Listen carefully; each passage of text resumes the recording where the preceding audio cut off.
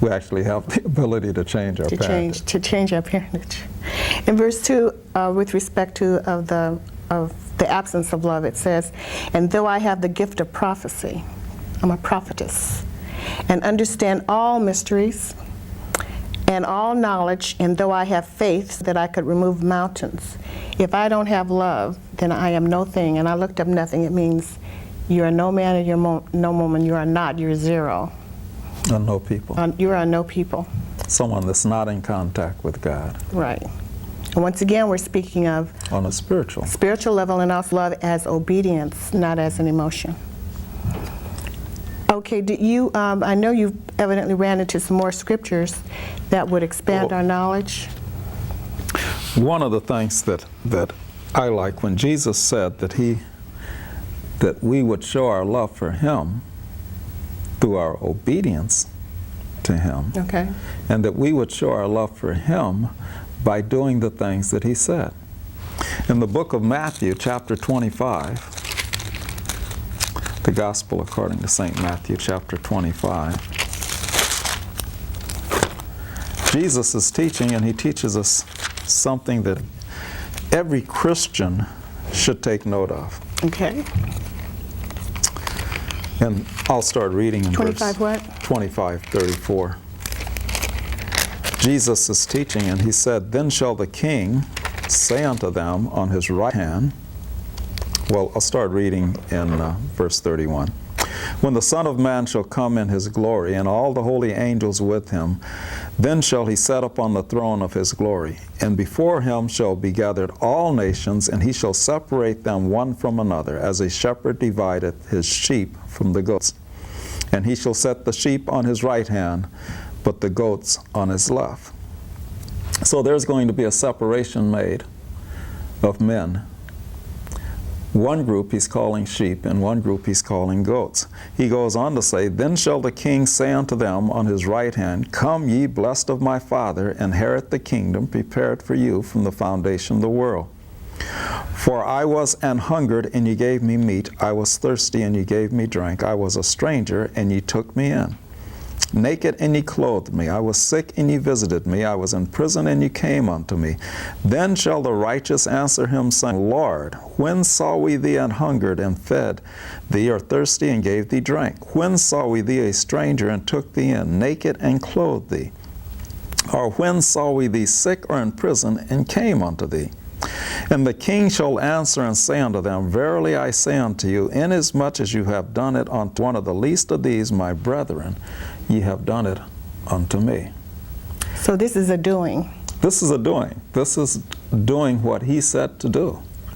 He told us to feed the hungry, to clothe the naked, to visit the sick, to visit those that were in prison.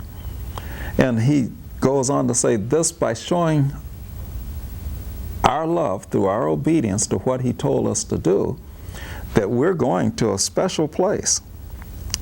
He says, "Then shall He say on the left hand, Depart from me, ye cursed, into everlasting fire prepared for the devil and his angels." And I always like to point out that the everlasting fire was not prepared for man. It was prepared for the devil and his angels. But those who choose to remain His children are going to have the opportunity to remain with Him throughout all eternity.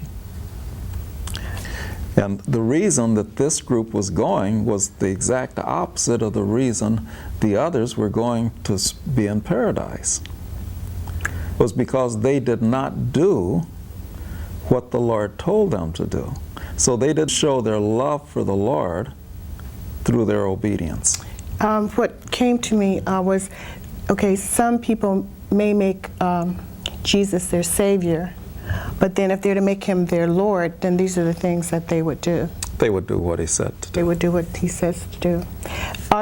In your experience, how many Christians participate in verses 35 through 41? Well, through 40. In my experience, it's shamefully few. And I believe that's because of a lack of knowledge, not necessarily from rank disobedience.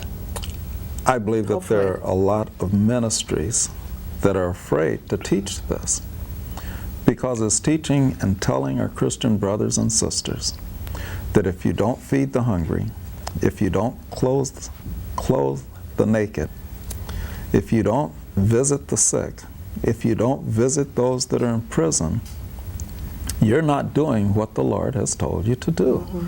And if you do not do that, Jesus didn't say you might go to be with the devil. Jesus spoke very plainly, and he spoke very emphatically. He said, "Then shall he say to them on the left hand, Depart from me, ye cursed, into everlasting fire, prepared for the devil and his angels." Well, he's saying, you may have known me, but I never knew you. Depart from me because I never knew you. That's what he said. So in it would Matthew appear that chapter it's 7, more verse important 21. to be known of God than to know of God. To have your name. See that sure foundation that said that had the seal on it, that had the inscription on it, that had your name on it, that you were known of him. He said he knows his own. Okay. He said he knows his own sheep, and they know him. He said they know his voice because they obey his voice. They obey what he tells.